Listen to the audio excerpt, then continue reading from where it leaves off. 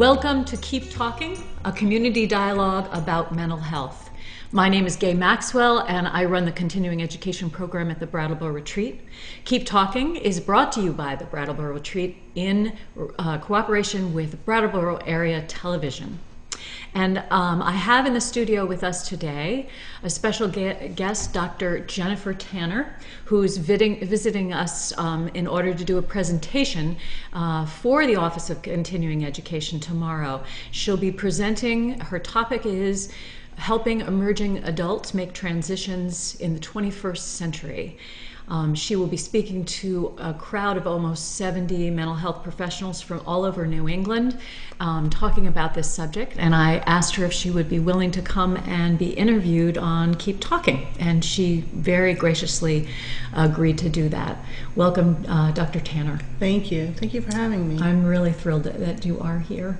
I wanted to talk a little bit about you. I know that you are a developmental psychologist, that you're also a certified family life educator. Mm-hmm. You're an assistant research professor at the moment at Rutgers University, mm-hmm.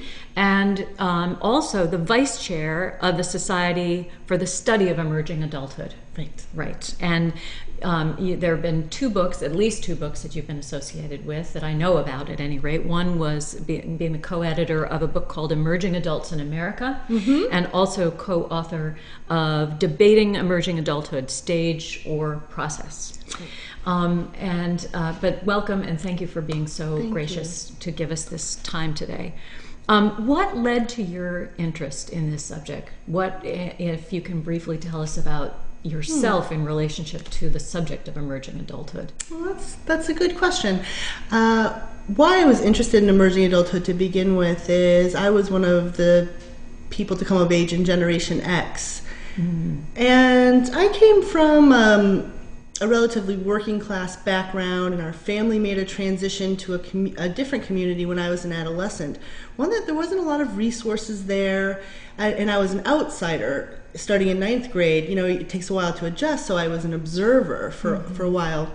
A tough time to make a move as an adolescent. And then I think that the upside of that is that I had an opportunity to see adolescence from a distance, rather than, adolescents tend to be very, egocentric in their thinking and the world, which is very normal. But so I spent this time being an observer of adolescence, and I saw that there were these huge expectations of people to make these transitions to adulthood. But I also saw in the community that there was not that much support for adolescents, and the adolescents felt, I think, that nobody really cared about them. There was a lot of substance use, and people were, engaging in behaviors that weren't that helpful to them for their futures. And it really struck me, even around 16, 17, that the expectations that people have on young people are very high compared to the amount of support that we give to development right before you're expected to transition. Mm-hmm. And I was one of very few kids from my high school to go to college. It was a town like that. So watching the different pathways that people took after high school really made me think about, how we perceive success in adulthood and how much it's attributed to the individual, when I really was interested in how much resources people were getting and support to get the transition to adulthood. Mm-hmm. That's really where my interest came about. So did you study psychology at first, or you moved right into developmental psychology or sociology? What?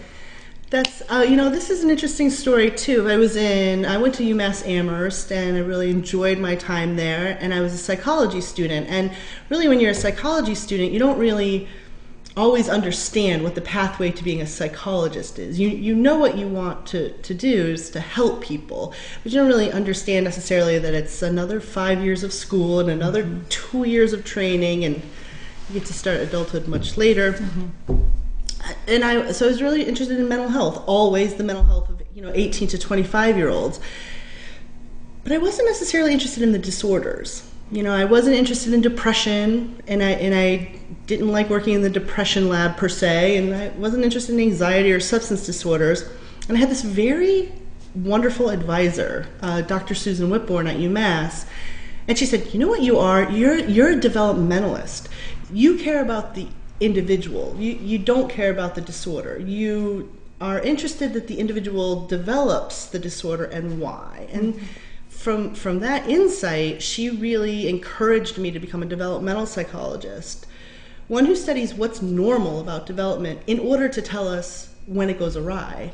So instead of studying abnormal psychology or clinical psychology, where you focus on populations that have some outcome that you consider abnormal, and you work to get rid of the abnormal behavior or thinking or pattern, instead of that, you focus on the individual and how to get them on a normal course of development. And your assumptions are different. Your assumptions that everybody has a potential for a normal pathway, and that psychopathology or mental health is just a deviation off of that path that can be encouraged to go back on a normal path. So I gather there is a growing consensus that we as a culture need to look at this developmental stage, which is only being lately defined as emerging adulthood. And so that's and you say in an article, I did do some homework, by the way. I read a chapter by you in the Handbook of Youth and Young Adulthood. And what you say in that article is that emerging adulthood is a critical juncture in human development. So it's not adolescence, it's not adulthood. Would you explain what it is? Sure. So there's two different ways of thinking about how lives are structured. Most people agree that people go through different stages of life and development.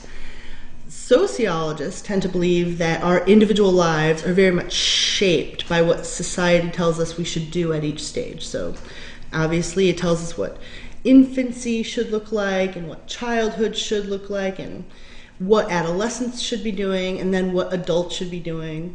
And we kind of section off midlife, and then there's older age. So those people, sociologists think about the external world and how it shapes the individual life, whereas psychologists, in particular developmental psychologists, have focused on the development of the individual from the biology, so that the individual is really shaped by the unfolding of your genetic potential. So you see this dialectic, this dynamic of why these two different social sciences exist. Outside structures of the individual versus inside structures. So the critical juncture is really that developmental processes, or the unfolding of the biological human, really tapers off between 18 and 25. The influence of genetics and biological potential is almost fully met by the age of 29. And what we mean by that is the 18 to 29-year-old is an extremely healthy age group for a species. So you're putting emerging adulthood in between those ages, 18 to 29? Yeah, so if we just think of age, if we just look at age and we look at the medical literature and we say, when does cardiovascular activity peak, like your health? Between ages 18 and 29, we're getting the answer back in terms of just an age range, without putting a label. I mean, yes, when is the skeleton fully formed? 18 to 29. And when is our muscle mass greatest? 18 to 29. You see, it's that's the average, and then there's a lot of normal variation around there. It's all peak potential happening really in that decade. So you say that there's something interesting about this age. Yes. There's just something interesting when you don't look at society and you don't look at our social norms or expectations. There's something from the individual level that's interesting about this age period. There's some reason biologically why we're so healthy. Reproduction peaks during that. We start caring for 2 instead of 1, or 3 instead of 1. And so I began to think about age really from the perspective of a psychologist. But you can't help but realize that it's the first time where you become legally responsible for yourself and taking care of yourself. So you talk in this article also about the concept of recentering, that's something that is particularly, that's what emerging adults are, those are the tasks. Could you talk a little bit about what recentering means? Yeah, so this is this idea, I'm thinking, okay, the individual is healthy and going through this biological development, but society is also sending these signals like it is time to start taking care of yourself. And then I start thinking, what there's an intersection here that happens at no other stage of the lifespan. This is the critical juncture. This is at no other period of the lifespan does society say, hey, wake up, start taking care of yourself. And you're biologically able to. You're at your peak fitness. So that's why I call it the critical juncture. And then I started thinking, okay, that's from outside of the individual. The individual is never thinking, I'm approaching a critical juncture of the lifespan. But what is the individual doing? The individual is feeling like, whoa, my life isn't structured anymore. Nobody's telling me what to do. And now I really need to find my own way. And so from an individual perspective of what's happening in the individual, I call it recentering. This is the task that people are working on, that there is an impetus for the individual to say, hey, people used to take care of me and tell me what to do. Now I need to take care of me and tell me what to do.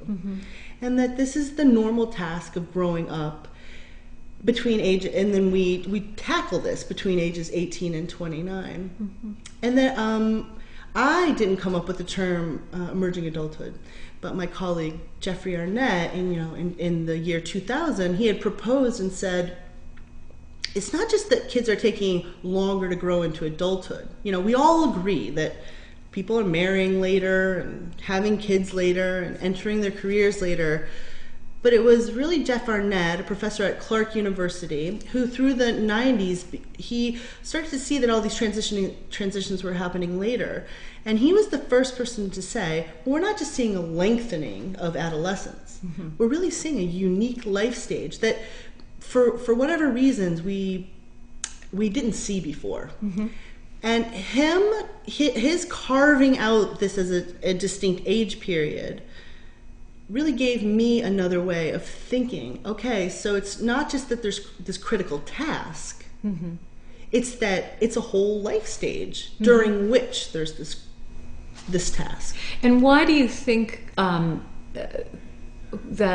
developmental psychologists say in the last, I guess it's in the last 20 years or so, why did they feel that this is so important for us to recognize? How will this be helpful for us as psychologists to know, and teachers and so forth, to know that there is this unique development? How will this be useful to the emerging adult, but also to the people surrounding them? Sure.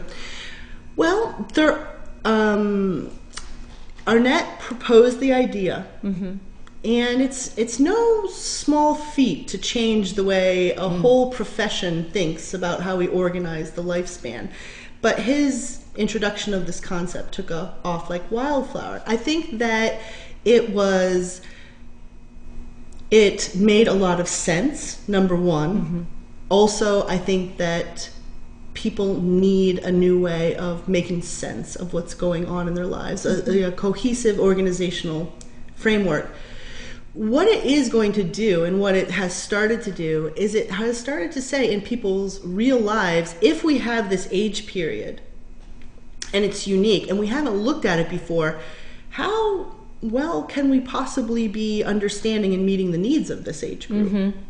And so it's still in debate, frankly, in terms of an ivory tower concept. Is this a new life stage, or is this a blip in history? And it's a very valid academic debate.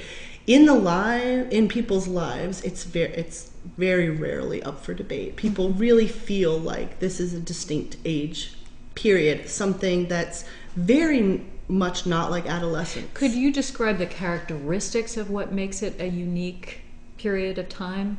Maybe give some examples of that? Certainly. So Arnett has 5 criteria where he describes what emerging adulthood as a life stage is like. And he said, emerging adults, they're 18 to 25-year-olds primarily. He restricts it to this period of exploration, where young people, it's relatively homogenous in what they're doing. They're unconnected to roles that are permanent. So they're not necessarily defined by their role as being someone's child anymore.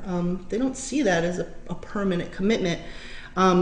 Being a student is temporary, if that's what you're doing. The jobs that they tend to hold, they feel are very temporary. So what they're doing is they have this, we call it instability, but it's not an instability of emotions, it's an instability of connections. When you're in full adulthood, or by the time you make the threshold transition into young adulthood, you make commitments that are life lasting. You might get married, but even when you're divorced, you have a lasting commitment to that person through a marriage and a divorce, that process, linking of lives, children, obviously, connections with community. When you buy a house, or when you're part of a community through work, you have more stable commitments.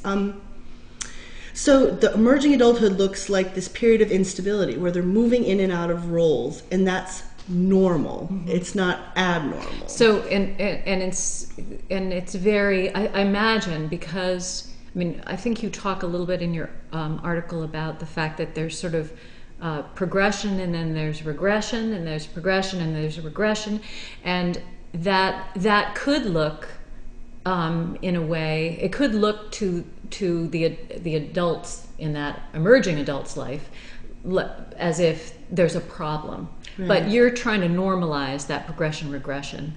Yeah, and in developmental psychology, where you wouldn't necessarily see it from a clinical lens, because a clinical lens, you're kind of trained to think about an abnormality as a categorical difference, that you move from being a person who's not an adult to being an adult, or somebody who has depression versus somebody who doesn't have depression, in this very categorical way.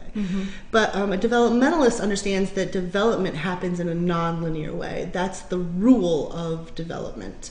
That development happens, and I like to use this example from, when a human is 1 year of age, we all know that the progression is they learn to sit, and that's when their core strength comes online in their abdomen.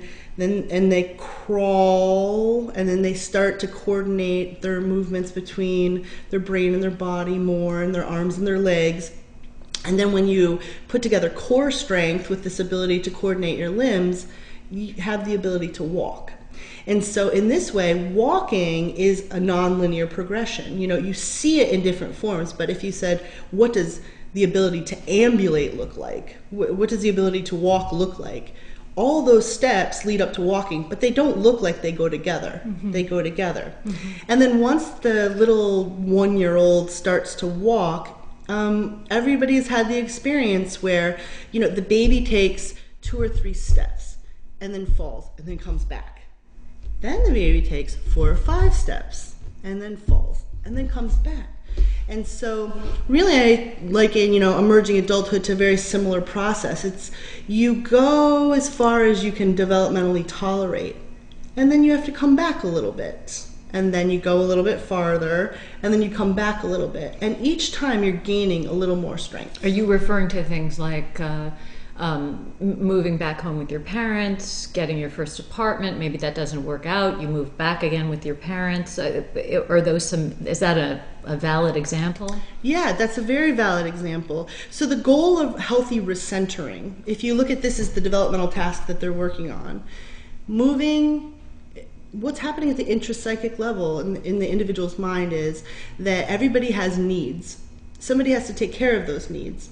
Before you're 18, there's an expectation that others are going to take care of those needs. Doesn't always happen, but that's the expectation. And the individual always has those needs. And then after 18, you start to meet your own needs. And it's really a transfer of meeting needs to the individual. So you have to look at all the things they're doing. So they're moving out and they're trying to gain financial responsibility. Well, moving in with a bad roommate who doesn't pay, and then all of a sudden you're juggling bills and you're not saving, so you're not going to be able to move forward. Adaptively, you would move back to safety, where you can keep more resources for yourself rather than spend too many resources, because eventually what you're really doing is it might look like a move backward, but in terms of recentering, it's a move forward, because you're smart in terms of how am I best going to meet my needs. You've also learned something along the way. So the next time you sign a lease on an apartment, you may be in better shape to do that. Right. Or who you choose to be your roommates. Right. Exactly. And gaining world knowledge is certainly a way of taking care of yourself. Yes. Right? It's a way of meeting your needs. The more experience you have, the better you are to meet. Well, I'm thinking particularly of parents, because as you well know, I have a couple of emerging adults in my life. And so I'm thinking in terms of the parent looking at the child, the emerging adult child, and saying, okay, well, I'm seeing progression, and I'm seeing regression, and I'm seeing progression. Kids do run into trouble, and I just wonder, how does one know the difference between the person on the track of recentering and maybe where they've gone off the rails? Right. What should parents be aware of or thinking about? Yeah, this is definitely one of the hardest issues of dealing with an age period where you're expecting so much change, and when we say change is nonlinear and exploration is good, what is the benchmark? How can you measure it? You just don't know what is success and what is failure, and so what do you focus on?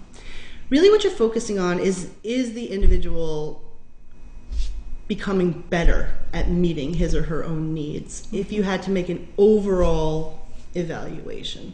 And when you start to think about one role or another, like, is this person living on his or her own? Did she finish school? Did she get the job that we think that she should have? When you start to focus on these micro outcomes instead of the whole overall process, you can get stuck thinking there's competing information, right? Like, gosh, she's had 4 boyfriends, but she's had this job for 6 years. It's confusing. So look overall, like, what are her goals, and are they forward thinking? Is she able to meet them? And the other thing that's important to think about recentering and development is that when you look, let's just say emerging adulthood starts at age 18. Well, it's not as if everybody starts at the same place at age 18. There's a lot of variation in what happens between conception and age 18 that prepares people to recenter. So maybe it's not that they're having trouble recentering per se. Maybe it's not that maybe that's not where the root lies. The root is, from a developmental perspective, also put your focus and says you need to consider 2 things. What happened to this kid between conception and age 18 that prepared him or her to be able to recenter? And then you have to let yourself as a parent ask the question, was development on target before this kid hit 18? If development if you can let yourself fairly assess, if it wasn't necessarily on target before age 18, you're probably dealing with something that was an unmet need of the child before he reached 18. Now, this is where it gets complicated for parents, because they always think that if a child has an unmet need, it's saying that it's my fault, right? And that now this person's 21 and he should be responsible for himself. And then parents get in this bind of thinking, like, did I do something wrong or miss something? Because he won't do his laundry. Because he can't, yes, because he never has had a bank account. And this is how I try to think. There are many, many reasons why kids may have had they have missed a developmental milestone at some point. A lot of it happens because, there are several reasons that I think that the emerging adult lens is going to let us look at. I think that we miss a lot of learning issues in kids, and we're getting much better at diagnosis, childhood to adolescence, but we still know that almost 80% of child and adolescent disorders go undiagnosed and untreated. So, you get to emerging adulthood, is the problem something that happened when you're 21? And you're kind of confused, like, I'm not sure anything big happened in this kid's life. It's not as if we had a major episode or something that explains this. Then it's likely that it's something much more complex that maybe went unrecognized. I'm wondering, because I'm aware that we're going to have to bring this to a close pretty soon, and I just wonder what advice you would give to parents who have an emerging adult, What advice would you give to me? What advice would you give to parents who have emerging adults on what's the best way to support them? Now, you've mentioned, one of the things you've mentioned is look at the big picture. Don't get over-focused on laundry. Don't get over-focused on, the ability to organize their college work or whatever. Look at the big picture. But are there other things that parents could be aware of in terms of supporting the emerging adult? And I don't mean just financially. Right. I think that parents should look at their own expectations about how much responsibility they expect their child to have versus how much responsibility they think that society has for providing opportunities. The social contract is that you grow up into a society and that you join society and society takes care of you. Okay, that's the social contract that we all kind of believe in implicitly just by being members of our community. If your community isn't providing you with the opportunities, then it's not always just the individual. We live in an individualized state right now. We think that individuals have a lot of control over their lives. We perceive that individuals are responsible for their behavior. Mm-hmm. Versus like say the 1950s and 60s, society told you what to do. And it might have been oppressive, and certainly some groups suffered more than others. That's true. But individuals didn't feel that responsible necessarily for their choices. It was like, I'm going to be a secretary or teacher.